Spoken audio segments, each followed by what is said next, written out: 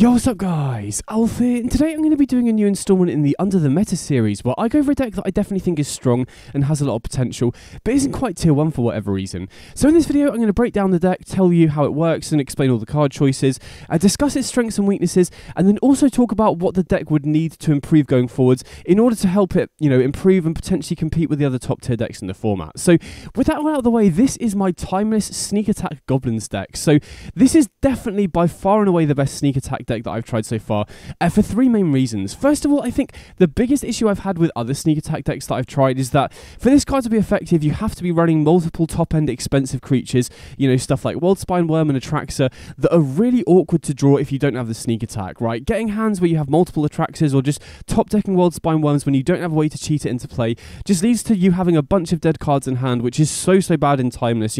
Every resource really matters in this format, so Sneak Attack decks typically struggle because of awkward draws when you don't have ways to cheat those top-end cards into play. Whereas in Goblins, the most expensive card that we have is Muxus, and we have multiple ways to ramp into that as well, so you kind of avoid that inherent drawback of Sneak Attack, first of all. Second of all, speaking of which, we also do have a ton of ramp in this deck. We have Skirk Prospector, Scallywag, Wily Goblin, and Phyrexian Tower, so we can ramp into Sneak Attack very, very consistently. I think that's another really important part of Sneak Attack decks. You can't really wait until turn 4 to be hardcasting this, so being able to ramp into it is very important. But most of all, the really, really powerful thing about this deck is that it really maximizes Sneak Attack's ability to activate it multiple times in a turn. So the main cards that really work well with Sneak Attack in this deck is Skirk Prospector, Goblin Matron, Goblin Ringleader, and Muxus. So the reason this deck's so powerful with Sneak Attack is because, say we just have a Goblin Matron in hand, we can activate Sneak Attack to cheat the Matron into play for 1 mana, then we can use the Matron to search Muxus, and then we can just immediately cheat the Muxus into play, and then if Muxus hits another Goblin Matron, we can then use that Matron to tutor another Muxus, and then just cheat it into play straight away.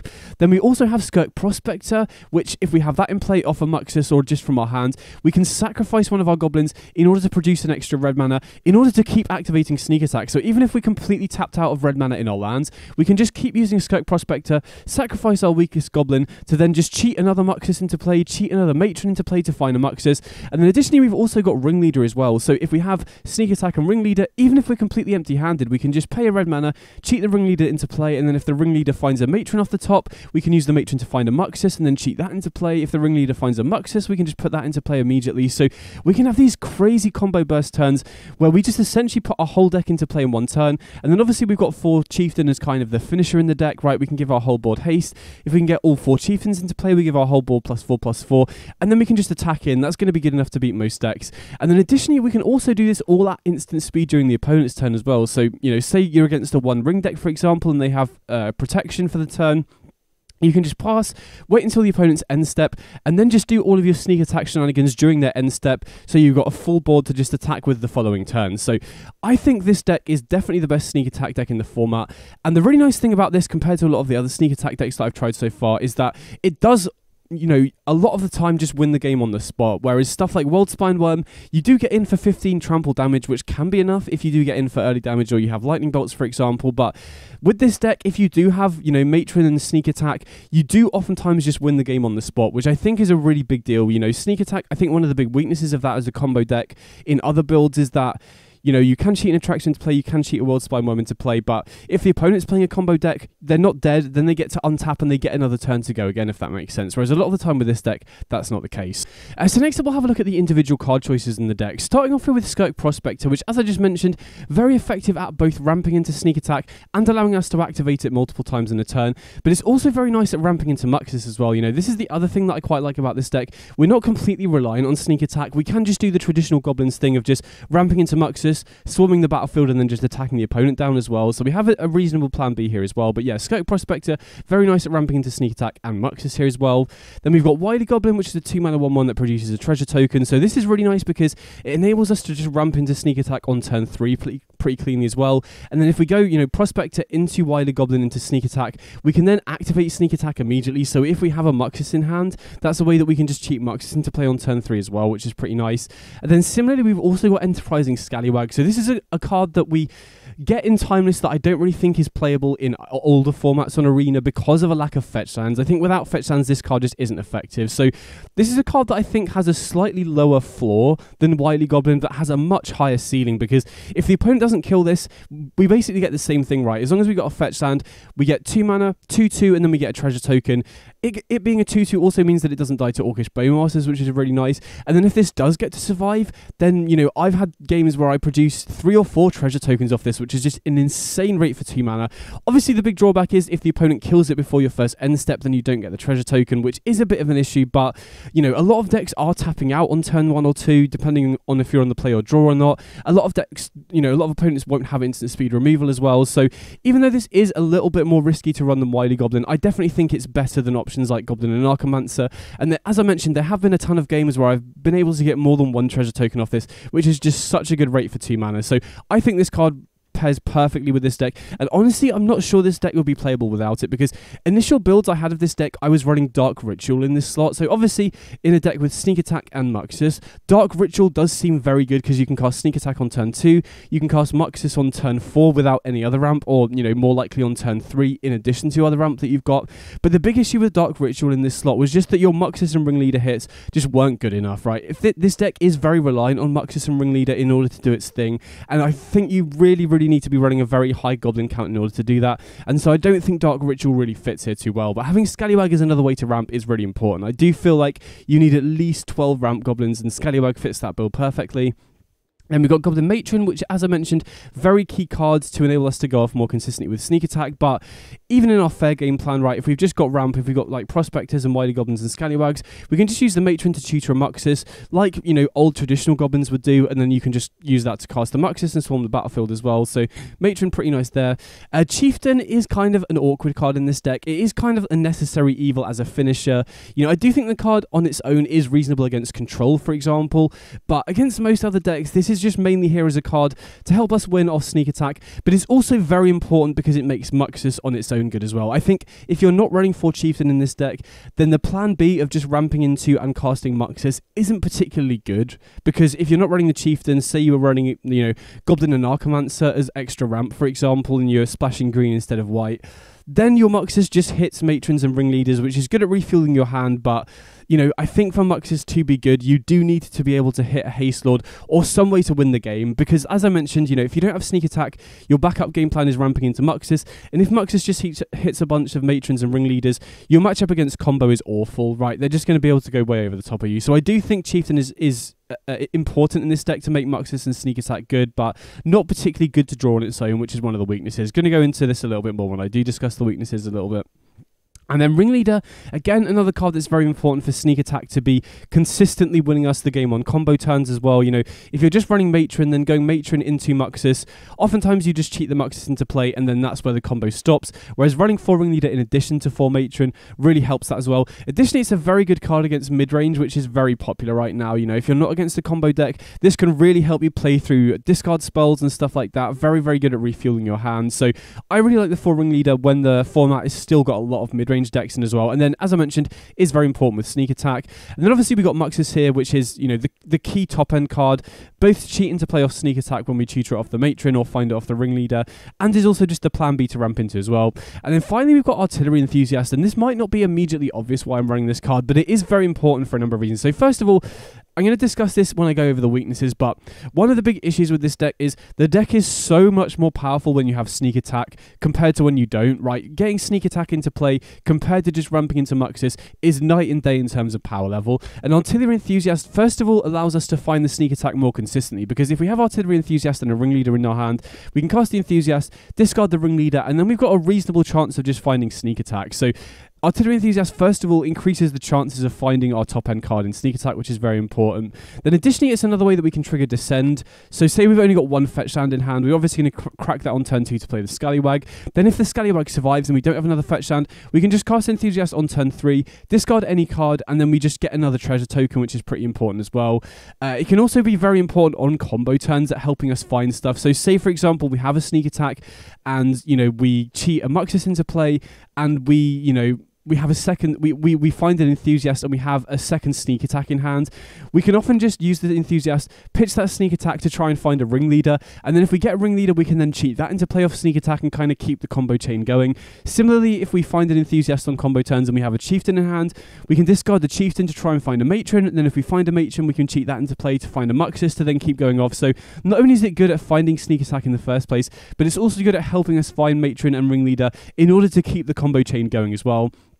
Additionally, post-sideboard against control decks, Cavern of Souls is just by far and away the most important card, so Enthusiast games 2 and 3 is also good at helping us just pitch any other land to increase our chances of digging towards a Cavern of Souls, which is pretty nice as well. So Enthusiast might seem a little bit of an odd choice, but is very important at enabling sneak attack and just continuing comboing off as well as finding Cavern of Souls.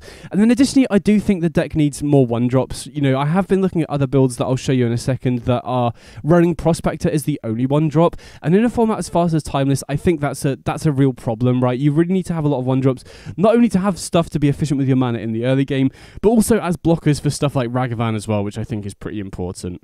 So next up, we'll have a look at the mana base. So as you can see here, we've got 24 lands, which might seem kind of on the high end when we have a lot of early ramp in the deck, but I don't think you can go any lower than 24 lands. First of all, because you really need to be hitting your third land drop on curve in as many games as possible, because say you've got Wily Goblin and Sneak Attack, and you cast Wily Goblin on turn 2 and get a treasure token, if you then miss your third land drop and can't cast the sneak attack on turn 3, that's an absolute disaster. And then additionally, you know, if you don't have the sneak attack and you're relying on matrons and ringleaders and chieftains, for example, you oftentimes want to draw your fourth land drop as well so that you can cast, you know, matron into ringleader or chieftain into ringleader. So I really don't think you can go any lower than 24, or you run into issues just not being able to curve out, which is a big issue when, you know, if you compare the curve of this deck to most other Timeless decks, it's very, very high. So I really don't think you can go lower than 24. I've even been considering going up to 25 potentially as well, with extra fetch lands to kind of mitigate that. Speaking of which, we are running a lot of fetch lands in this deck. We're running 13 total. If I did go up to 25 lands, I'd probably just add an extra fetch land to go up to 14 total. But the reason I'm running a lot of fetch lands here is, first of all, because of Scallywag. I think having Scallywag on turn 2 and not having a way to trigger Descend is a really big issue. So having 13 or potentially 14 fetch lands, if you do go up to 25 lands, really maximizes the chances of being able to just trigger Descend on turn 2. By the way, if you do go up to 25 lands, I think the correct cut would be a Goblin Chieftain. You know, go down to 3 Chieftain, I think it'll be alright. The other reason why I really like a lot of fetch lands in this deck is because, you know, for Muxus and Ringleader to be effective, we do need to be running a very high Goblin count, and obviously running 4 Sneak Attack, that is 4 non-creatures in the deck in addition to the mana base as well. But running fetch lands kind of mitigates that as well, because if you're thinning your deck with fetch lands, that then does increase the chances of Muxus and Ringleader getting better hits because you have fewer lands left in your deck. So you know, as I mentioned, I like running a lot of fetch lands for both Scallywag, and because thinning our deck increases our odds off Muxus and Ringleader, which is pretty nice as well. Then in terms of the actual lands themselves, outside of the fetch lands, we've got, you know, basics and shock lands. I'm not running Cavern of Souls in the main deck of this build, purely because I'm running a lot of fetch lands, and also because we really need a lot of red mana available for sneak attack turns. You know, one issue that I did struggle when I was running, I started a build with 4 Cavern of Souls in the main deck, is that if you have a draw with multiple Cavern of Souls, then you can often only activate Sneak Attack one time. You know, obviously, as I mentioned, we can use Skirk Prospector to get multiple Sneak Attack activations, but oftentimes you need 1 or 2 activations in order to find Prospector in the first place, right? If you have Matron, you need to be able to go activate Cheat Matron into play, Tutor Muxus, activate Cheat Muxus into play, and then, you know, you might find the Prospector there, but sometimes you'll hit a Ringleader, and then, you know, then you need to cheat the Ringleader into play to get Prospector. So you do need to be running a lot of red sources in order for Sneak Attack to be effective, and Cavern of Souls in the main deck does kind of limit your ability to do that. Additionally, as I mentioned, we do have a lot of fetch lands, and if you do run 13 fetch lands, only running, you know, 7 or 8 fetchables does mean that if the game does go long, you might run out of lands to fetch as well. But I do think you could potentially, you know, trim a couple of mountains to put 2 Cavern of Souls in the main deck if you wanted to, which does free up some sideboard space. And there is another build I'm going to show you where I do that as well. Then in addition to that, I'm also running 2 Phyrexian Towers. As I mentioned, ramping into Sneak Attack and Muxus is very important, and Phyrexian Tower is just basically the only land in Timeless that allows us to do that effectively. Obviously, running 2 is a little bit risky because drawing it in multiples is a bit awkward, but that's another, you know, good thing about the Enthusiast. We can, if we do draw multiples, as long as we have 1 red source, we can use the Enthusiast to discard a Phyrexian Tower and find another land, which is pretty nice as well. But I think Phyrexian Tower being able to ramp into Sneak Attack and Muxus is such high upside that I want to risk running the second copy. And then in terms of the sideboard, as I mentioned, Cavern of Souls is really important. So essentially against control, you know, game 1 can be a little bit tricky because they do have a ton of counter spells. If you manage to cheat a sneak attack into play, you know, especially against Dimir and they don't have a way to remove it, then you're usually going to win the game. But post-sideboard, my game plan against control is I basically cut, you know, a couple of fetch lands and a couple of basics for the 4 Cavern of Souls, and then I cut the sneak attack for 4 copies of Squee Dubious Monarch, because you know, sneak attack can be hit with counter spells. If you bring in 4 Cavern of Souls, then you can basically give all of your goblins uncounterable. And Squee Dubious Monarch is very, very difficult for control to deal with, especially if they're on the Dimir builds that have obviously been doing very well recently because of Missman's recent success in the Creator Clash. And Squee is a nightmare for that deck to deal with because they can obviously kill it, but then it goes to the graveyard. You can just escape it again. They can't block it particularly well. Obviously, they have stuff like Bowmasters, but Squee is just a really effective way to just keep applying pressure against control. And then, as I mentioned, Cavern of Souls is just a nightmare for them. Most of the Dimir, or most of the control lists in general that I'm seeing, don't run too many Field of Ruin style effects. And so Cavern of Souls, basically giving your whole deck uncounterable is really strong. It then means that we can also just ramp into Muxus and give it uncounterable as well. So Cavern of Souls, really important to have 4 in the 75. As I mentioned, you probably could squeeze a couple in the main deck over some of the fetchable lands, for example, but as I mentioned, I think fetch lands are really important in this deck, and you do potentially run the risk of running out of fetchable lands if you do put Cavern of Souls in the main deck. But this is kind of our sideboard plan against control. Then in terms of the other cards, we've got 2 copies of Rest in Peace, which is the main reason for the white splash here. The other reason I've gone for white over some other colours is if you choose to splash into black or green, you can't run more than 12 fetch lands because, you know, you run the 4 Bloodstained Mire, 4 Windswept Heath, 4 Wooded Foothills, and then you don't have any other fetch lands that can fetch your shock lands. So the advantage of running white is that you can go up on more flooded strands if you did want to go up to the 14th fetch land. But either way, Rest in Peace, obviously very good against the Breach deck. I think this is the best combo hate card against Breach. I also want to quickly talk about sideboarding in non-creature stuff. You know, as I mentioned, this deck does rely on having a very high goblin count for Muxus and Ringleaders, so I think post-sideboard, you can't afford to bring in any more than 2 non-creatures without really hurting your Muxus or Ringleader hits, which is the reason that I've only got 2 copies of Rest in Peace here. So as I mentioned, against the Breach deck or any other graveyard deck, we can just afford to bring in Rest in Peace. Doesn't hurt our deck at all, and it shuts off the combo side of their deck. And then obviously, if you're against other decks that use the graveyard like Phoenix or Reanimator or anything like that, Rest in Peace is a great card to bring in there as well. Then I also got 2 copies of Blood Moon here, which is obviously very effective against the more greedy multicolored decks and Titan as well. So we can obviously bring this in those matchups. Typically, we do have a good Titan matchup from my experience because you have your own combo, and typically they're very weak against combo decks, but Blood Moon really cements that as an even stronger matchup as well. Then we got 2 copies of Gem Palm Incinerator, which is not only important as just, you know, a card to bring in that's extra removal. There's also a Goblin itself, so, you know, still keeps our Ringleader and Muxus hits very high, but it's also very important to be able to kill stuff like Hushbringer and Strict Proctor, which is a very big issue for this deck. Strict Proctor isn't as bad, especially if you have Sneak Attack, right? Because even if the opponent does have a Proctor in play, if you go Sneak Attack, you can just pay a red to cheat a Muxus into play, and then pay 2 to pay for the Strict Proctor activation. But Hushbringer is just kills this entire deck, because the whole deck is basically relying on enter the battlefield triggers in order to go off. So Incinerator is a very nice way for us to deal with those creatures. You know, something like Munitions Expert, which is the generally better card, doesn't obviously work under those cards because it relies on an ETB trigger.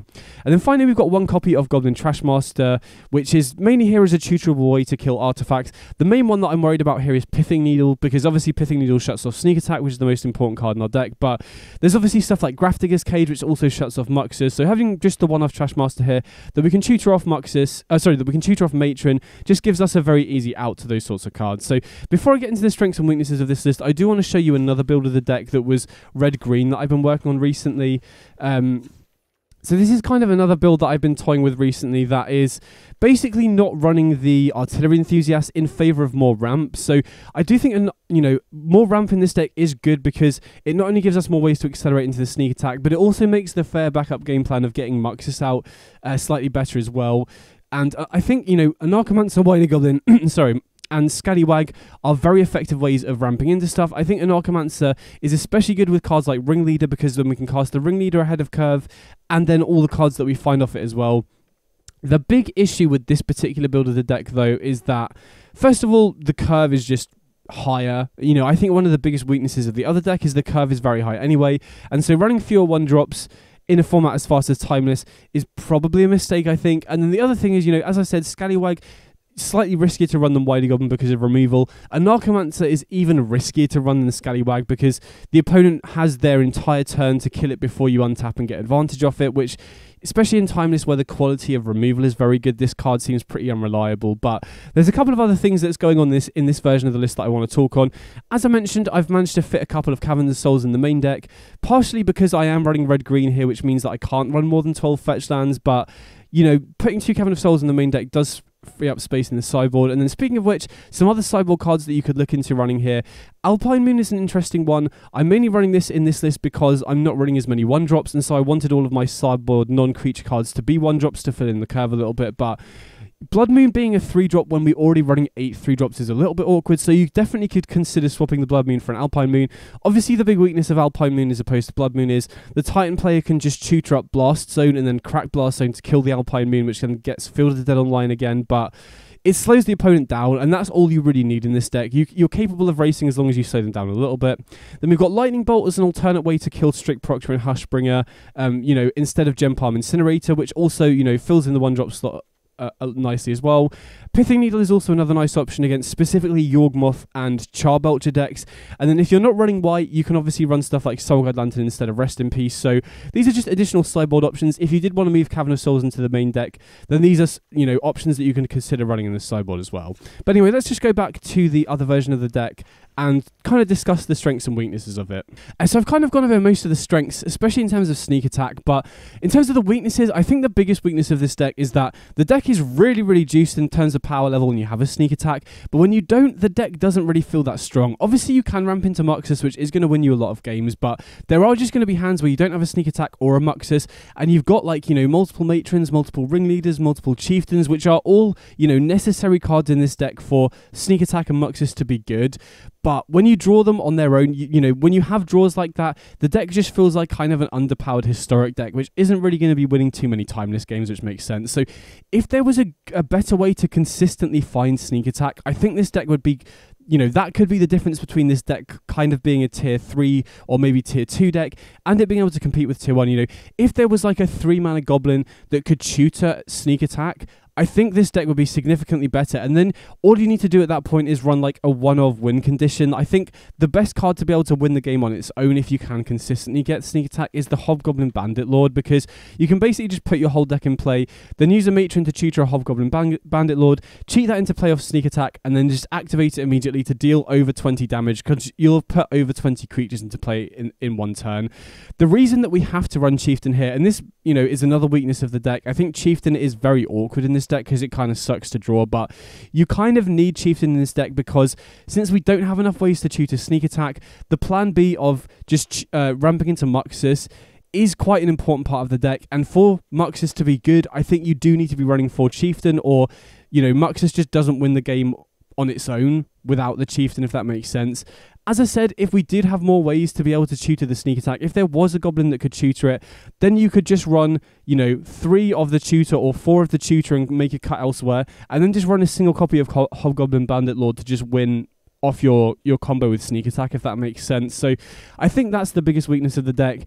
The deck is so juiced with sneak attack, but we don't have enough good ways to find it. Obviously, Enthusiast is nice at increasing our chances of finding it.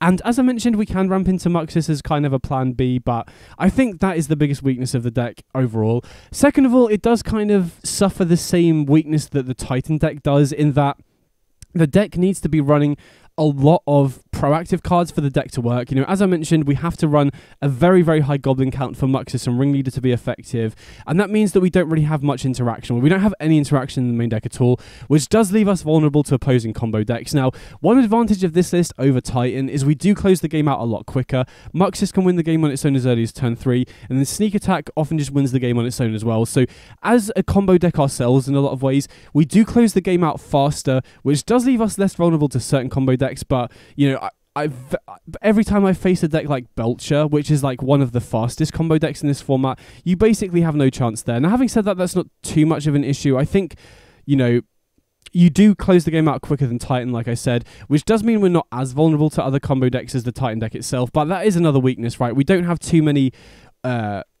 you know, we can't really board in too many sideboard cards without hitting our Muxus or Ringleader odds, which is kind of a weakness.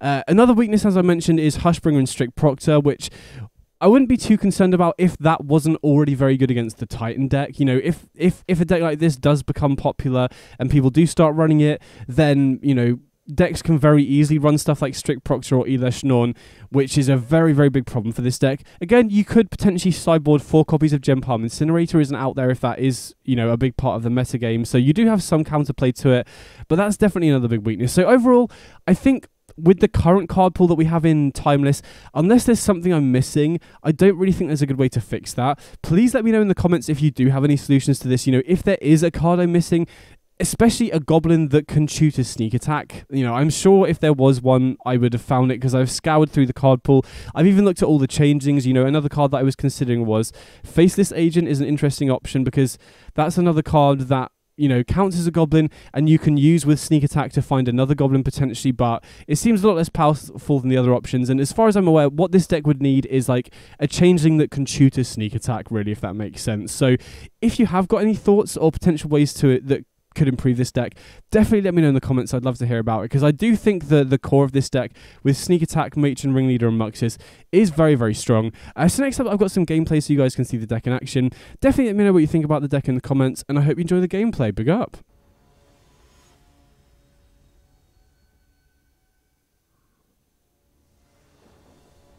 Okay, so we're going second here.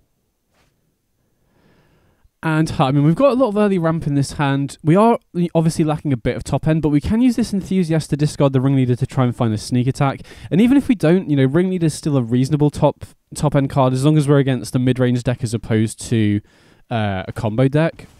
So we'll see what the opponent's on here. But yeah, I'm pretty happy to keep this one. If we do find a Sneak Attack off this Artillery Enthusiast, then we have so many good top decks from that point onwards. Matron, Muxus, Ringleader, all great top decks. So I don't want to run out Prospector into a potential Fatal Push or Bowmasters unnecessarily here. Because we have this Scallywag, I think I can just go, you know, lead on the Enthusiast. Now we've got a creature in play that can block, you know, dashed in Ragavan and stuff like that. The opponent isn't really incentivized to use their removal on the Enthusiast here. And I'm kind of hoping the opponent taps out here, because if they do, then we can guarantee the Scallywag trigger. Okay, opponent does tap out here, which is nice. Oh, and we draw a Sneak Attack. Okay, that is huge. So now we can crack a fetch, get a guaranteed treasure off the Scallywag here, which is really big. And then we can go for a Sneak Attack next turn and activate it as well, right? Because we can play the Prospector to sack the Enthusiast, which will trigger the Scallywag. We also have Phyrexian Tower as well as a way to, you know, accelerate into the Sneak Attack and activate immediately. Snow-Covered Mountain, interesting. Ah, they got Natural Order. Ha. Into Atraxa. Okay. So that's kind of scary because, you know, I have been running some builds that are running a single munitions expert when I was splashing black. I have been running some builds that were main decking a Gem Palm Incinerator, specifically for cards like Atraxa. Because, you know, this could be an issue to attack round. Now, having said that, we can just, you know, often play our whole deck using Sneak Attack, but the opponent did find a Boseiju here, right? So that does probably mean that we're kind of forced to go off with the Sneak Attack this turn. We could obviously wait until next turn, but I think I'm just going to go for it now, or we're just going to fall too far behind here. Because the opponent is likely going to have access to Boseiju next turn anyway, which doesn't really change things. So, I mean, they should have used the Boseiju before we get the treasure token, but as long as they do it now, I don't think it should make a difference too much. I mean, thankfully, you know, we have the Prospector in play here, which is pretty huge. So we can sacrifice the Scallywag, put a Ringleader in play, and then if we find a Matron or a Muxus, we can just start the chain off here, right? But we kind of need to find one off this first. I guess we can play the second one. Okay, sweet. So we found a Matron, so there's a chance that we can potentially go off here. And the fact that we're doing this during the end step does mean that whatever we cheat into play off the Sneak Attack will be around during the opponent's next turn. I guess it doesn't matter too much when they've got an Atraxa in play, but we'll see. If we can build a wide enough board here, we might just be able to attack around the Atraxa here. So we get the cheap Muxus into play. Hopefully we get a good hit. Okay, that's not too bad, right? We get another Muxus. So then we can sacrifice the Muxus to the Prospector, cheat another one into play.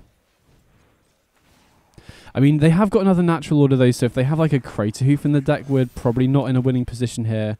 Okay, double Chieftain's pretty nice though. So then I think, you know, with Sneak Attack dying, we probably just have to keep going off here, try and find another card off this extra Ringleader.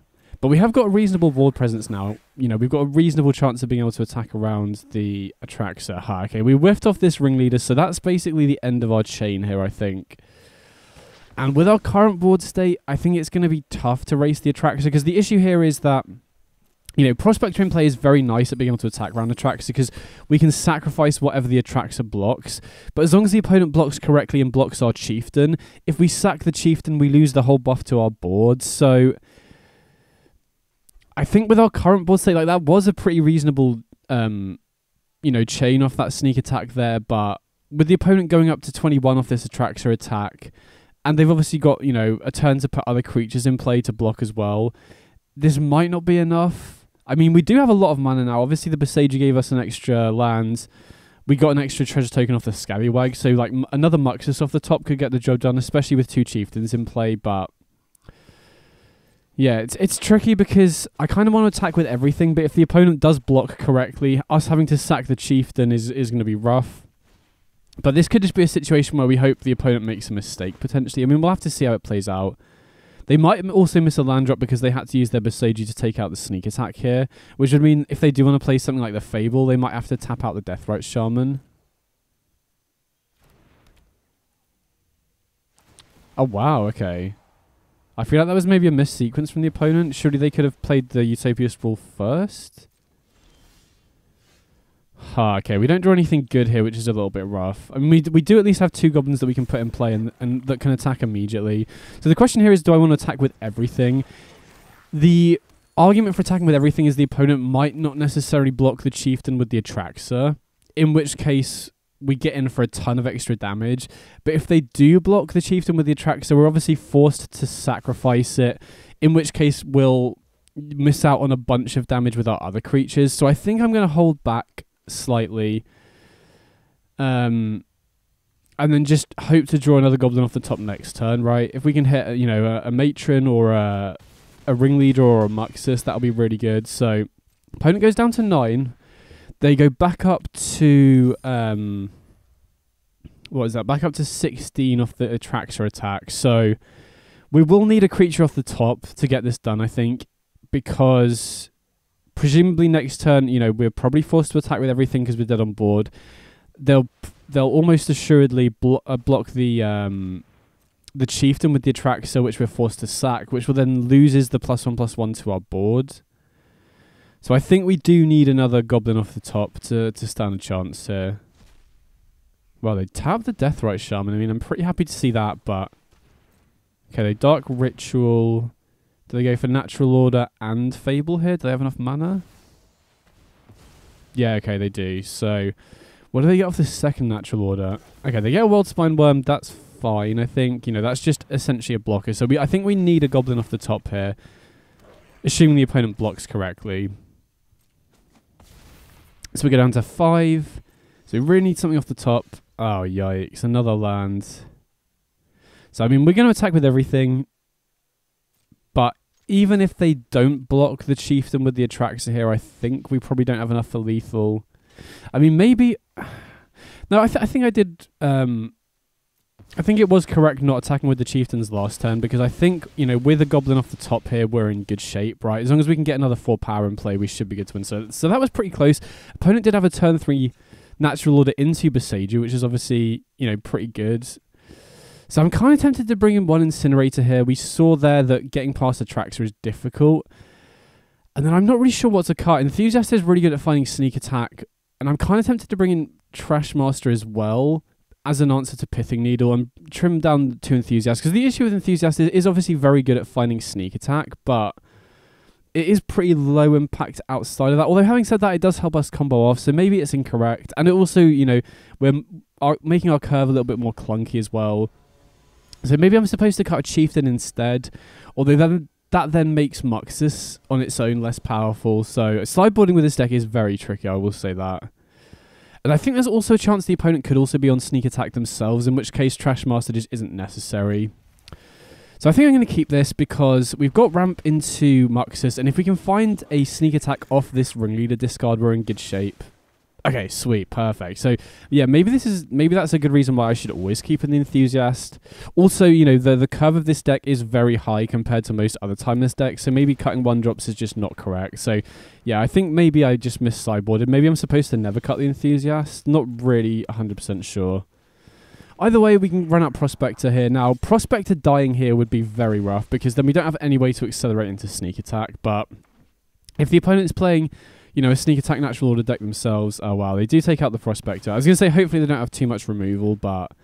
So that does set us back. We do definitely need to find a land here. You know, land into land will be perfect. I'm not going to crack the fetch because it maximizes our chances of finding a land off the top.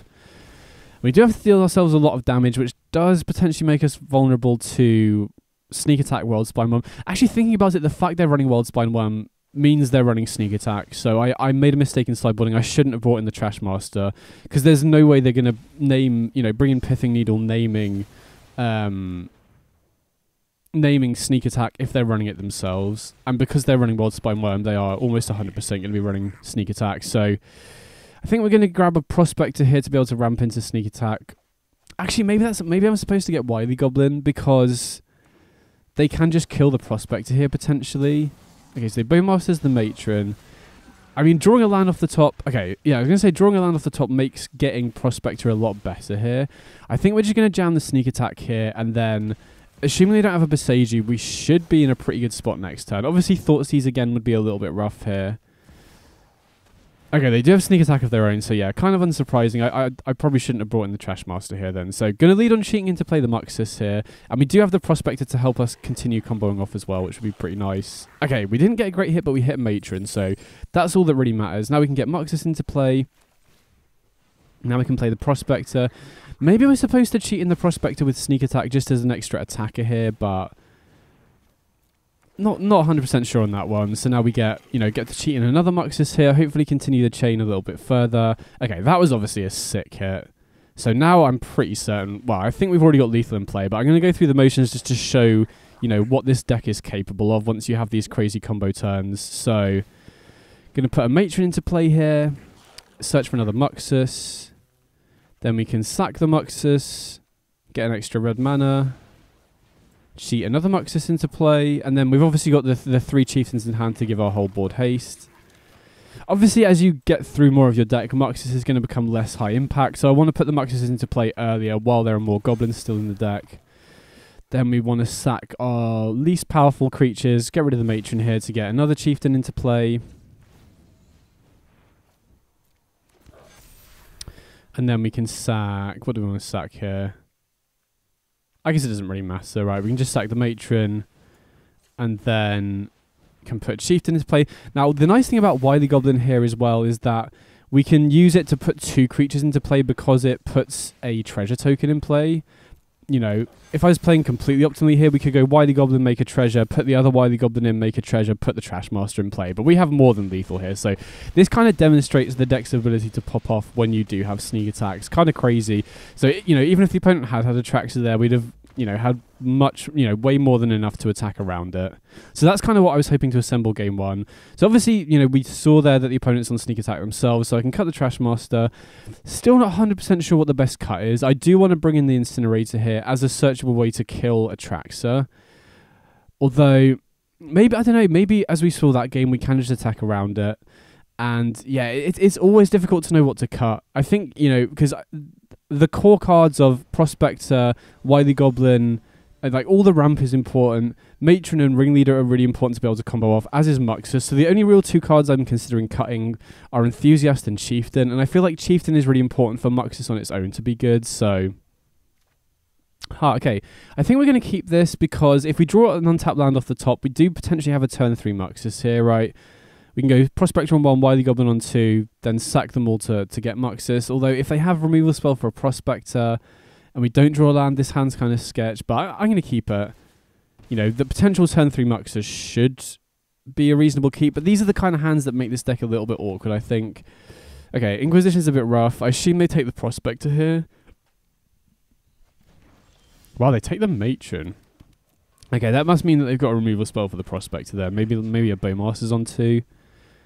Scallywag with no fetch land is also a little bit awkward. You know, this is why I really want to be running a high number of fetches. And again, this is another example of a hand where missing the 3rd land drop will be a disaster. So this is kind of why I've also been considering going up to 25 lands with an extra fetch land. Because Going up on lands is obviously not ideal in a Muxus Ringleader deck, but if you're running a ton of fetch lands and you're thinning the deck, it doesn't really make too much of a difference adding a land because you're filtering straight away. Okay, fetch land off the top is huge. You know, this is why I want to run a high number of fetches. So now we can go Scallywag on 2, immediately get the treasure token, and I presume they have a way to kill the Prospector here. Or we can just go for Muxus next turn. I guess they could also have Thoughtseize. So they used Demonic Tutor, which I'd be interested to see what they search for. Because they don't have any creatures in play for Natural Order. They don't have any acceleration for Sneak Attack. So it could, I assume, it's either one of those two or a piece of interaction to keep us off. Muxus here, for example. Okay, so they're ramping. So maybe they do have like a Natural Order in hand. Maybe that's what they found off the Demonic Tutor. But now we get to get Muxus down. And this is kind of the main reason why I'm hesitant to cut Chieftains. Because spots like this, Muxus becomes a lot worse if you don't have a high density of Chieftains in the deck, because you know we could potentially be winning on the spot if we hit Chieftains here. So do we want to discard anything off the Enthusiast? You know, if we had a Ringleader in hand, then we could obviously discard that to try and find a Sneak Attack, but with our current hand I don't think I really want to. We could obviously play Chieftain here as well, but we'd have to sack 3 creatures to do so. Do we want to play anything else this turn? I mean, to be honest, you know, obviously the opponent could play Natural Order here into Atraxa, but I think we can just attack around that fairly easily next turn, right? They're probably forced to block the Muxus with the Atraxa. I mean, I guess they have the Deathrite Shaman to block as well, but if they use Natural Order, they have to sack the Deathrite Shaman anyway. So I think I'm just going to ship it back here. And then see what they've got. But I feel pretty confident about this spot, right? We can potentially play another Muxus next turn. We could just cast Chieftain and attack with everything. Opponent's already down to 12 as well, so they need a pretty good turn this turn to stabilize, I think. So they make a red mana. They can still go for Natural Order here, but I don't think Atraxa is good enough to stabilize them. Okay, Dark Rituals. They've got a lot of mana here. The Assassin's Trophy the Muxus. I mean, we get an extra land. I'm very happy about that. Oh, Anger of the Gods. Okay, so maybe that's what they cheated. Maybe they just got a bunch of... Oh, sorry, maybe they just cheated the Anger of the Gods and wanted to just sweep our board. But, I mean, spots like this, you know, if it does come down to, you know, these kind of, not really low resource stalemates, but, like, these sorts of situations where both players expend all their resources, Ringleader really shines. You know, this is kind of the reason why the deck is pretty good against control, assuming you're Cavern of Souls, and can grind well against the slower mid-range decks as well. Because you have 4 Ringleader, 4 Matron, 4 Muxus, you can really start to pull ahead. It's if you're left in spots like this against a combo deck, where things can get a little dicey, but the opponent is playing a kind of a combo deck, but they don't really have any good setup here at all, really. So here, I mean, we can just go for Enthusiast into Chieftain, which applies a lot of pressure. I think I'm going to pitch the Scallywag, considering we don't really have... I mean, I guess the Enthusiast triggers the Descend, but, you know, I'd rather get a guaranteed way to produce a treasure for next turn. But either way, opponent's at 1. They can't crack a fetch. We have 3 creatures in play, so they kind of need like a mountain into Anger of the Gods to survive here. I mean, it looks like the opponent kept a reactive hand trying to slow us down, but that's really difficult to do. You can't really play a fair long game against this deck because of Ringleader, Matron, Muxus. As long as we hit our land drops, you know, that's the main thing, so that we can actually cast the Ringleader. Because that's the other awkward thing with having a lot of treasure generators. If you have to use a treasure to play a Ringleader, you can end up with a full grip of Goblins, but just not enough mana to cast everything, which is, you know, another big reason why I've been tempted to go up to 25 lands. But, you know, it's kind of rough having to do that. I have to see, because you'd probably have to go down to 3 Chieftains, which then makes Muxus a bit worse. So I think on balance I've been liking 24, but I think 25 is definitely a consideration.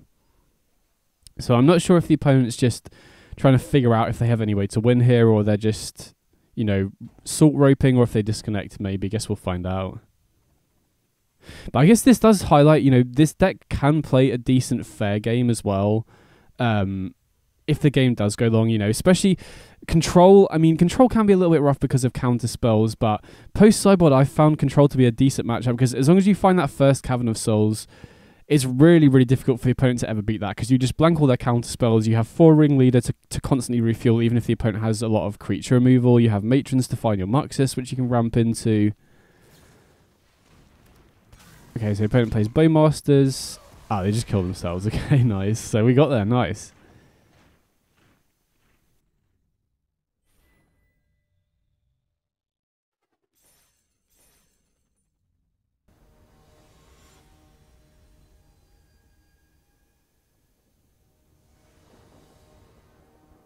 Okay, so we're going first here. And we don't have any top end, but I'm going to risk this one because if we draw Muxus, if we draw Sneak Attack, this hand is really good, right? We have a ton of acceleration here. Unfortunately, we're forced to crack a fetch now. If this Phyrexian Tower was a basic, I'd definitely run that out first, and then we have 2 guaranteed ways to trigger Scallywag the next 2 turns, which is pretty nice, but I like keeping this one because we've got a very good early game, and then, you know, as I said, we got a lot of good top decks from this point. Okay, speaking of which, we've got the Muxus here, which is pretty huge. Opponent's also tapped out here, so we're guaranteed to get this first treasure token off the Scallywag. So opponent plays Sacred Foundry into Ragavan, which is interesting. So maybe this is red-white mid-range. Could also be Domain Zoo, potentially as well. But either way, very happy to have 2 creatures down to defend our board from the Ragavan attacks here. There is kind of incentive to not block, but I really don't want to give the opponent a treasure, especially if they're on Domain Zoo, because sometimes they're not going to have exactly the colours they need. So I'm going to block with the Scallywag here. We've already got a treasure off it, so... Okay, so they do have a Lightning Bolt for the Prospector. That does cut us off Muxus for next turn, but having the Phyrexian Tower here is pretty big. Interesting. So I think I'm just going to play... probably the Windswept Teeth into Wily Goblin. I don't want to reveal that I've got Phyrexian Tower, because that might make the opponent prioritise killing the Wily Goblin here, which I don't really want. I mean, having said that, we can go for Muxus next turn regardless, right? Because we got 2 treasure tokens here. And I don't think there's anything... Okay, so it looks like the opponent is on Domain Zoo. So thankfully, unless they're playing a weird list, they shouldn't have any way to stop Muxus. I mean, they could have Reprieve potentially, which would be kind of rough, but that's really not stock. I'm not going to play around it until I see it. So we can sacrifice the Wily Goblin and save a treasure token here, but with an extra land off the top, I think I'm just going to run out the Muxus using the treasures here. Obviously, if they do have Reprieve, that's going to be kind of rough, but we've already got the land, so we can go Phyrexian Tower Muxus next turn anyway. Okay, that's a pretty sick hit. I mean, this is why we run 4 Chieftains, so that Muxus can actually just win the game on its own in a lot of spots. So, against Domain Zoo, this is a matchup where I probably want Blood Moon.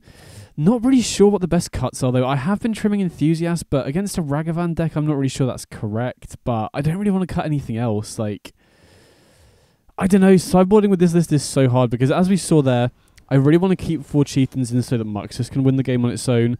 I feel like all of the acceleration is super important. Sneak Attack is obviously the best card in the deck. And then for Sneak Attack to work, we kind of need 4 Matron, 4 Ringleader, 4 Muxus as well. So, but I don't know, yeah. Maybe cutting 1-drops against a Ragavan deck on the draw doesn't seem ideal. Opponent does have a basic Forest, which does make the Blood Moon a little bit worse. But we, if they don't kill the Prospector here, we can get Blood Moon down on turn 2, which is... obviously very good against them. Annoyingly, we do have to use a fetch land, which will give the opponent access to whatever colour of mana they want off the Deathrite Shaman. But I still think it's best to just jam the Blood Moon here, because they don't have any fetches by the looks of things, or they haven't played any yet anyway. And they're only going to get 1 use out of this Deathrite Shaman. Again, they could use it to get mana for a Leyline Binding, but, they're way off domain for Leyline Binding here, so... okay, they do have Ragavan, which is a bit annoying. So now they get treasure tokens as well, but we can get blockers in play next turn.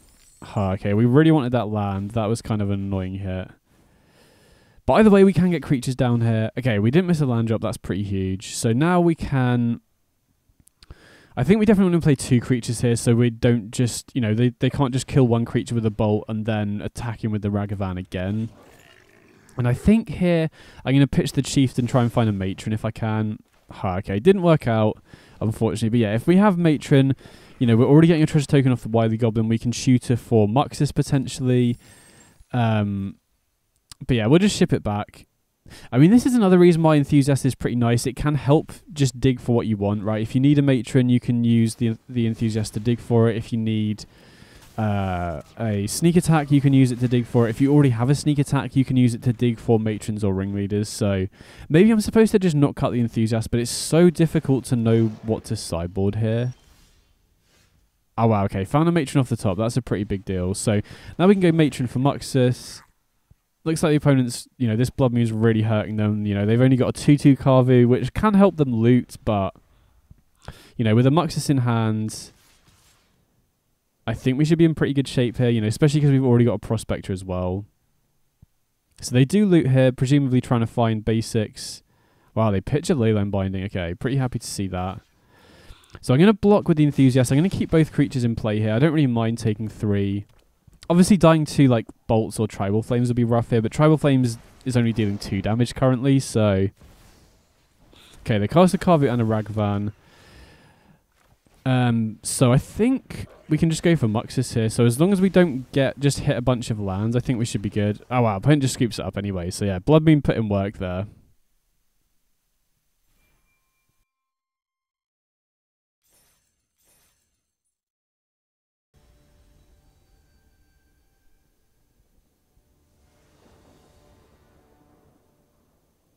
Okay, so we're going second here.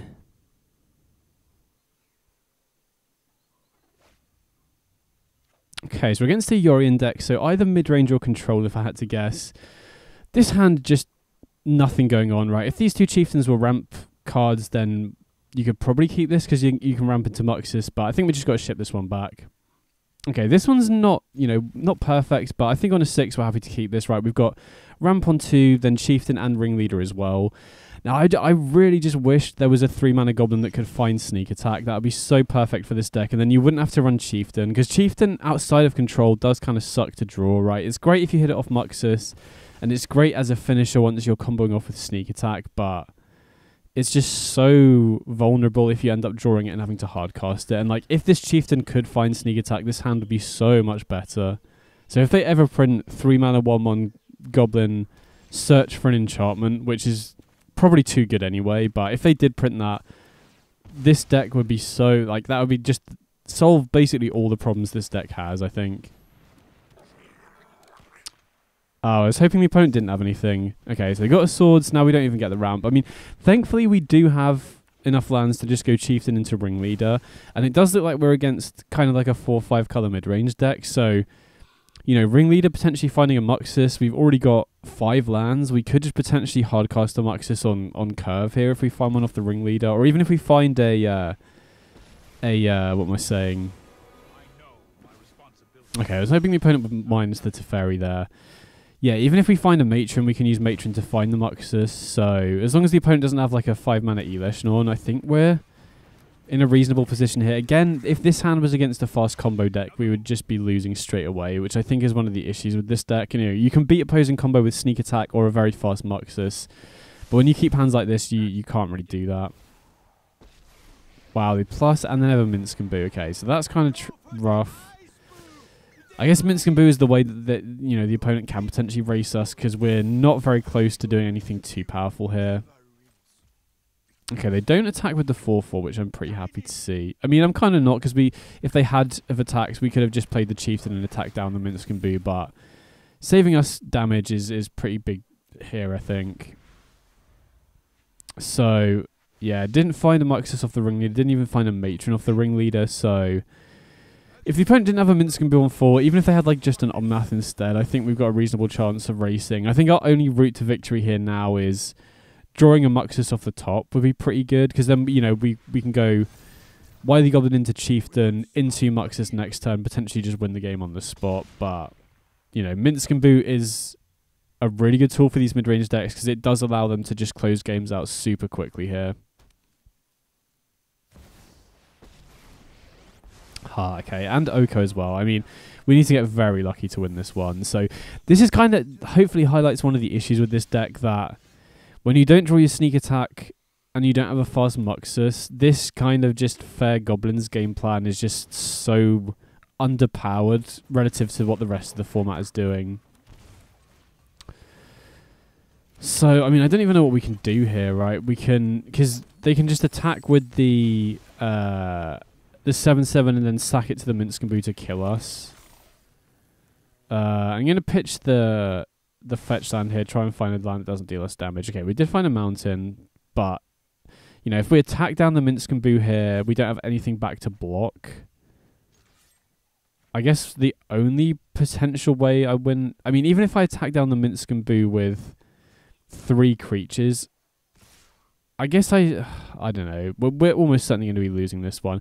I guess the only real way to win here would be to attack with the Chieftain and the Wily Goblin. But then they can just plus the Minsk and Boo. Yeah, I mean, we're dead here either way, right? Because they just... Even like this, they just plus the Oko on the food token, attack with everything, and we're dead, right? Or they could even minus the Oko to steal the Ringleader, swap it with a food token. Because now they can just activate Deathrite Shaman for the last 2 points of damage. Oh, okay. Or just have a second Minskaboo. So, yeah, that's kind of rough. Obviously, you know, it's not unreasonable to keep hands like that and just hope to have help off the top. So here I'm going to bring in Blood Moon, and I haven't, I don't really like trimming Enthusiast because finding Sneak Attack is so important. So I'm going to try trimming a couple Chieftains here, but my hesitation with doing that is that if you then rely on Muxus to win the game instead of Sneak Attack, then you don't have any ways to give your board haste. Or, in this instance, I'll only have 2 Chieftains in the deck, so we're pretty unlikely to be able to find them. This is a turn 3 Sneak Attack, which is our most powerful card in the deck, and if we can draw a Matron or a Muxus or a Ringleader off the top, that becomes pretty good. I guess we can also use this Artillery Enthusiast to pitch the Chieftain to try and find a Matron here, which is, I think, what I'll do. Oh, wow. We only have one other Chieftain in the deck as well. I was about to say that our chances of hitting a Matron are very high, right? We've got 4 Matron, only 1 Chieftain, but... that's the issue with having to run Enthusiast over a hard shooter. Oh, wow, okay, we just drew the Matron anyway. So we could crack the fetch now to play around Stifle, but, against a Yorion deck, the chances of them running Stifle and having it here are pretty low, and not cracking the fetch straight away does represent more different types of interaction we could potentially have, but maybe it's just safer to crack it straight away, not 100% sure.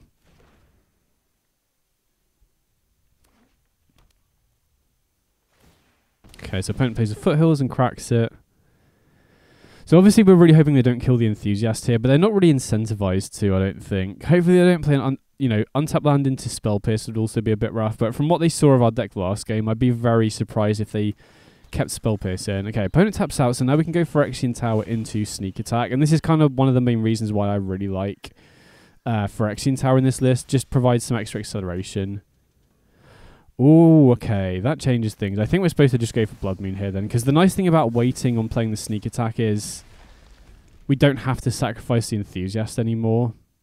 I mean, we can't actually do that anyway, because Phyrexian Tower is now a mountain, but I think getting Blood Moon in play while they're tapped out, and they don't have any basics, hopefully is going to be good enough to win the game. Okay, they just put Yorion into hand here. And they have to discard the hand size as well, which is obviously a bit rough for them. So as long as this Sneak Attack survives a turn cycle here, I think we should just be good to win next turn, hopefully. Matron into Muxus, into Chieftain. Usually going to be good enough to win the game, especially with a Sneak Attack. Okay, they do have a basic. Okay, they do have the One Ring as well. So, I mean, this is another advantage of Sneak Attack. You can do everything at instant speed, so I definitely don't think I'm going to do anything now. I think I'm just going to ship it back to the opponent and then just do everything during their end step. Because if we do it now, we can't get in for damage because the opponent has protection, and then they are under Blood Moon, so I doubt they're going to have sweepers, but I think just to conceal information, I'm just going to do it during the opponent's end step. Again, they could also have another One Ring, potentially, which could give them a protection for another turn, so...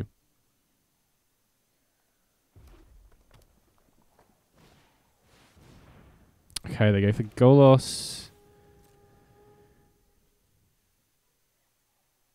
I guess that's a decent card under Blood Moon, because now they can fetch like a basic forest or basic plains, depending on what their answer to Blood Moon is, which could get them out from this. But I mean, okay, they do get basic plains, so that's probably for Leyline Binding. But now we can just start popping off during the opponent's end step. So now we can put a Matron into play, and all these cards that we cheat off Sneak Attack will survive until the end of our next turn.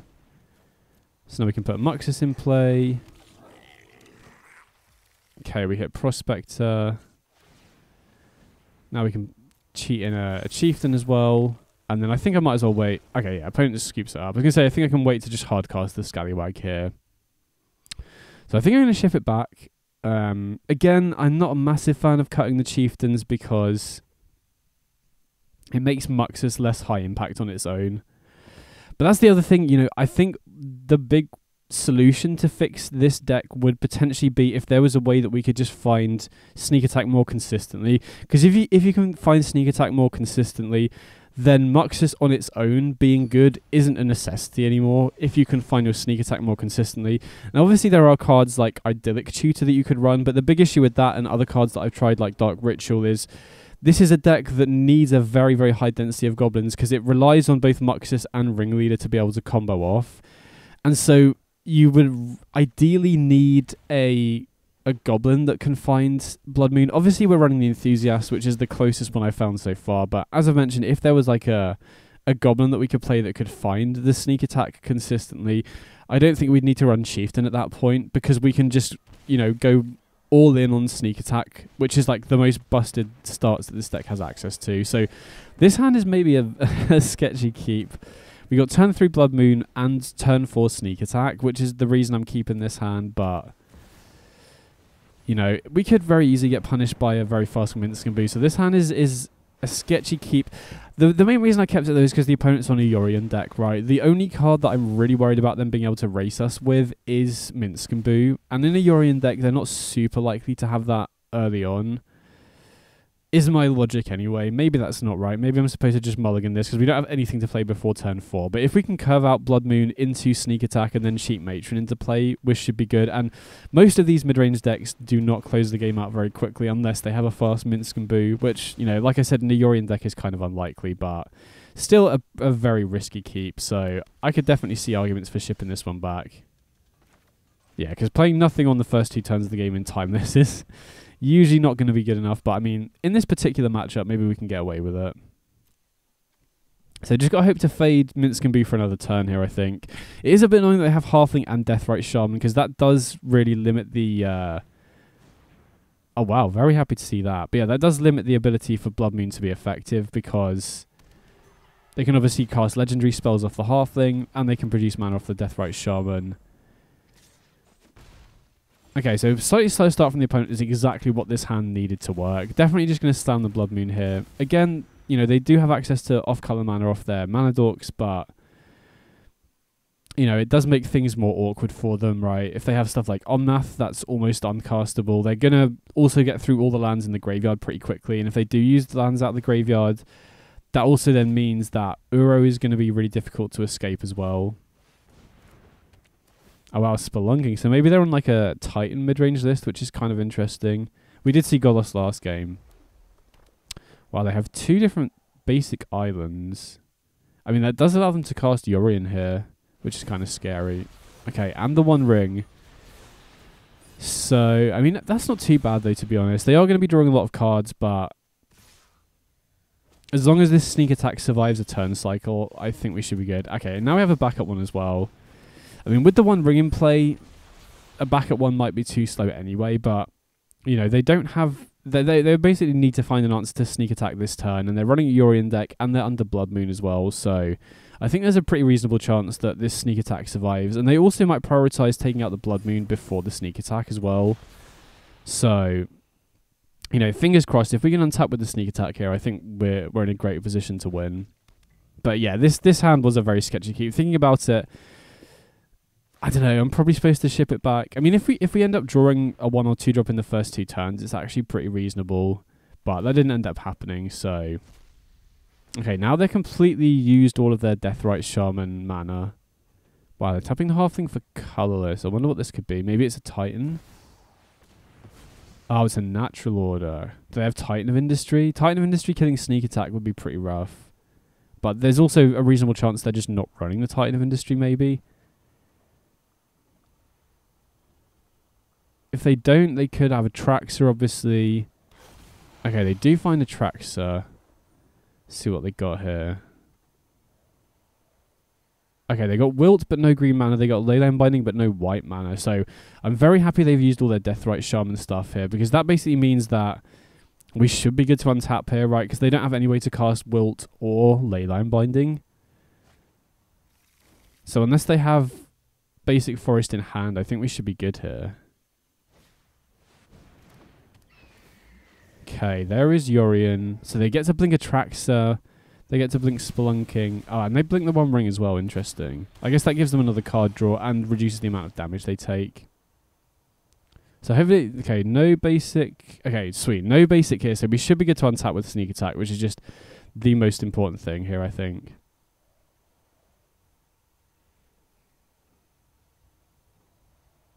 And even with Atraxa, you know, with double Matron Ringleader and Prospector here, we have everything we need to be able to combo off. Oh, wait, they found Basic Forest off the Spelunking.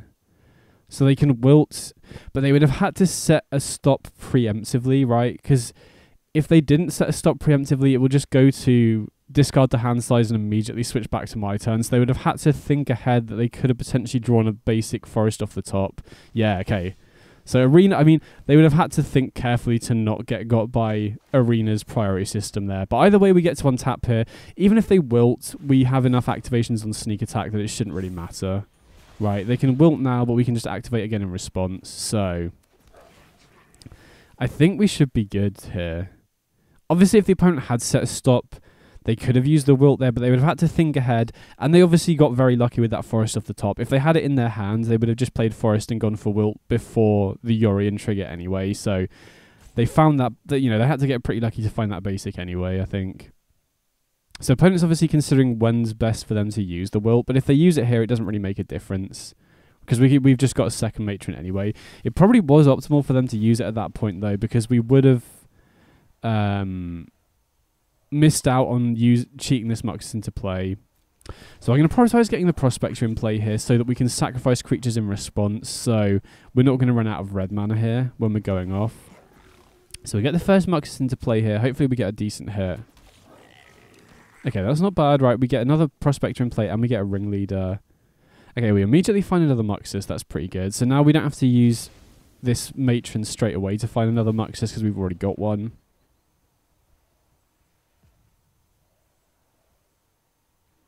So now we can cheat the Muxus into play. Hopefully we get a good hit here.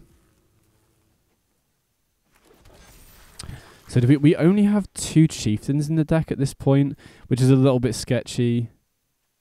Okay, so I'm going to get the second Chieftain now. And then get another Muxus. Maybe I'm supposed to keep the Chieftain in the deck in case we hit it off the other Muxus. So maybe that was a slight misplay. Maybe I'm supposed to get 2 Muxuses here when we have another Matron in hand. Hopefully it won't end up mattering. I think we've probably already got enough to attack past here. Because we can obviously sack whatever they block with the Atraxa to deny them the life gain. Okay, Wily Goblin's always a nice hit because that gives us a treasure to give us another Sneak Attack activation. So I'm going to go for Matron here. Again, maybe it's better to go for a Ringleader while we've got more Goblins in the deck. But I don't think it really matters at this point. Might as well grab the last Muxus. And then get that into play while we still have some Goblins left in the deck.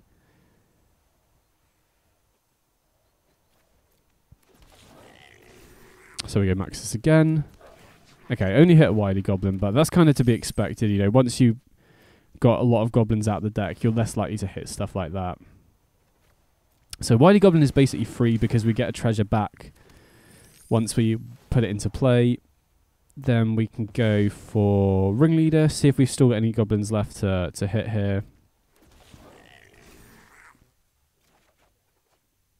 Okay, nice. That's not bad. So now we can go Wily Goblin again, get a treasure straight back.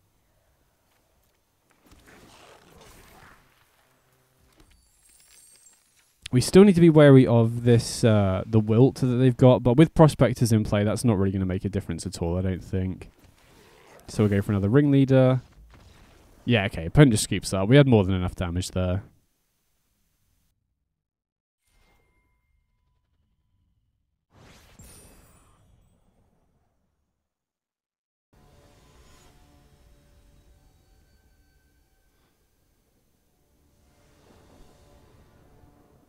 Okay, so we're going second here.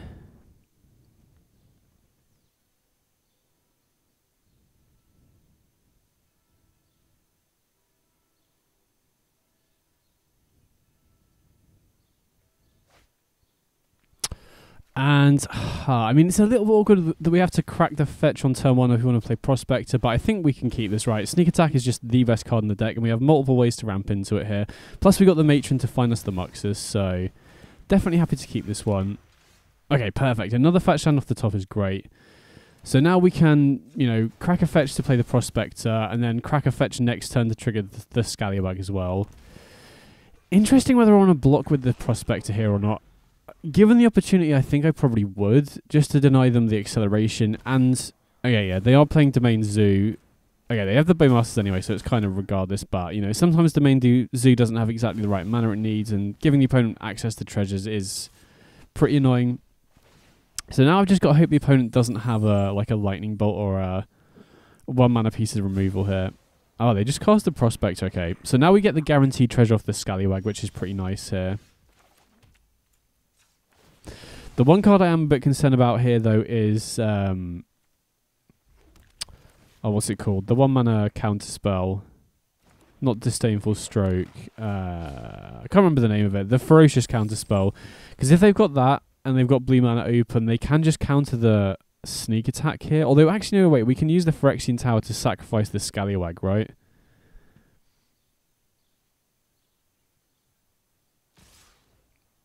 Okay, so they attack... Definitely going to block the Ragavan here because they don't have blue mana yet. We don't want to give them a source for that, the blue mana. So this does mean now that we are very soft to their counterspell. Okay, now they have access to blue mana as well. I mean, hopefully if they tap out here, or they, you know, use this Windswept Heath to find a blue source and then tap out of the blue source anyway, that would be really good. Okay, they tap out the blue source. That's pretty huge. Now, again, they could have Leyline Binding, but... Oh, wow. And they play a second Karvu, so... Yikes. Now we can't even just jam the Sneak Attack, can we? I guess we can. We go to 1. But... I don't know. That seems super risky. So I think I'm just going to go Enthusiast here. And then Scallywag, get another treasure token. Because now we can then play Sneak Attack and activate it immediately. Because if we just let them attack us, we're dead to Lightning Bolt. We're dead to Tribal Flames. We don't, you know, we can't crack a fetch land. We can't play a shock land. I mean, this does let them untap with blue mana, which is kind of risky if they are running, if they do have the counter spell that I just can't remember the name of for some reason. But I don't know. I feel like this gives us the best chance of winning. Maybe it's best to just jam the Sneak Attack. But yeah, we would have lost to Ragavan as well. That was another card I hadn't considered. So I think I'm going to block like this. Right, we take 6 down to 6. And now, okay, I was going to say if we can draw another land, we're in, you know, decent, you know, but actually, I think that land off the top was basically necessary for us to go off here. I mean, we do go down to 3, but at least we can potentially go for Muxus this turn now, right? Because we can go Sneak Attack, Matron, Muxus. Doesn't look like the opponent has a counterspell. So yeah, that land off the top was pretty important, but I think this was basically our only real route to victory here. So now we can go Muxus. Hopefully we get a good hit here. Wow, okay, if they don't have anything, we just win, right? We can cheat the Wily Goblin into play, then the Enthusiast. Or we can just cast the Enthusiast, actually. I guess it doesn't really make a difference. We'll just cheat into play off the Sneak Attack. So yeah, we stole the game here. I mean, we did have to draw a land off the top for this to come together. And we had to hope the opponent didn't have a Lightning Bolt or the counter spell, but they only had 2 cards left in hand, so definitely managed to steal a win there, which was pretty big. So definitely going to be bringing the Blood Moon. I think I was sideboarding incorrectly earlier. I don't think I'm supposed to cut the Enthusiast ever, so I think I'm just going to trim a Chieftain and a Scallywag here, to be honest. Bring in the Blood Moon, because Blood Moon is very solid against Domain Zoo.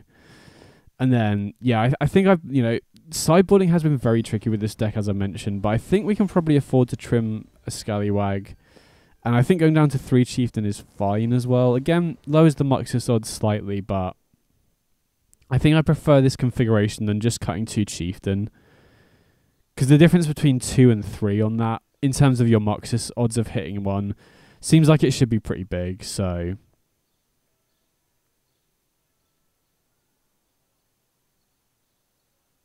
But yeah, that's the other nice thing about Sneak Attack, as you saw there. You don't necessarily need to have combo turns in order to just win off the Muxus, especially if the opponent doesn't have any blockers back left. This is a really close one. I mean, we've got ramp, and if we can draw a Sneak Attack or a Muxus or a Matron, I think this hand's fine. Although having said, I don't know. Actually, yeah, this is. I'm already regretting keeping this one because Double Chieftain is very bad against a deck with 2 mana 5/5s, Lightning Bolts, and Leyline Bindings. So, yeah, I don't think I was supposed to keep this one. This was a mistake, I think. Okay, turn on Ragavan. Wow, and a land off the top. Yikes. So if they have, they're going to have access to the extra mana off the Ragavan here. So if they have a Bolt. So yeah, I mean, I think I've already thrown this one just with a bad keep. Okay, at least I didn't hit anything relevant off the Ragavan. That is a Muxus gone from the deck, though, which I need to remember. Okay, Wild Nacatl. Yeah, again, Wild Nacatl doesn't trade very favourably. Oh, sorry, Goblin Chieftain doesn't trade very favourably against the deck running Wild Nacatl either. Looks like they've got something up here as well. If they do have Lightning Bolt, this is going to be rough because then we don't even get the treasure off the Scallywag. I mean, to be fair, we have also got pretty unlucky. We've just drawn lands so far. But yeah, this one was just me keeping a bad hand, I think. Yeah, I don't even know why I considered this hand, to be honest, because Chieftain is the worst card to draw, so a hand with double Chieftain in it is very rough. And we're dealing ourselves a lot of damage off the mana base as well.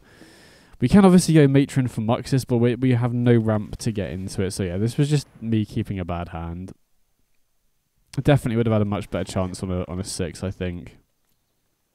Again, because we obviously haven't seen exactly what the opponent's got going on here, but had we had a hand with like a turn 3 Sneak Attack, if they don't have Leyline Binding, then we can potentially just beat this hand pretty easily. But I definitely kept a bit of a sketchy one. Okay, they do have Leyline Binding, so maybe not on the Sneak Attack front. Yeah, I'm just going to sweep it up. So that was my bad. I think I was just fixated on having the Scallywag and early ramp, which can accelerate. But yeah, having 2 Chieftains against Zoo is very bad. I definitely shouldn't have kept that hand. But going into game 3 on the play, I think this is a matchup where play draw does make a pretty big difference because, first of all, because of Ragavan, right? We have 2 opportunities to get a blocker down. We can get Wily Goblin in play before they get a chance to attack with the Ragavan. And then I think the 2 most important cards in this matchup are the Counterspell and Leyline Binding. Okay, this hand is a much more reasonable keep. Again, not ideal because we don't have a Sneak Attack, but we can go Prospector into Wily Goblin into Matron to tutor a Muxus. Again, if the Prospector dies, it's, much slower, but this is the issue with this deck, right? You don't have consistent enough access to Sneak Attack for you to be able to not keep these sorts of hands. I mean, maybe it's worth trying a build with Idyllic Tutor or something like that, but that just seems so bad in a Muxus Ringleader deck. We'll see. I mean, again, I'm going to keep experimenting with this because I think... Sneak Attack is so perfect alongside the Goblins here. So I'm definitely going to let the damage through here. We want a high density of Goblins in play to be able to ramp into the Muxus here. Oh, wow, we drew Muxus off the top. Okay, that's huge. So now we can just go for the natural Muxus on turn 3, which, should be good in a lot of situations. Just got to hit for a reasonable hit. And I don't even necessarily think we need to hit Chieftain here. Oh, wow. Okay, that is not a good hit, though. I mean, at least we get a treasure token so that we can ramp into another Muxus off this Matron here, but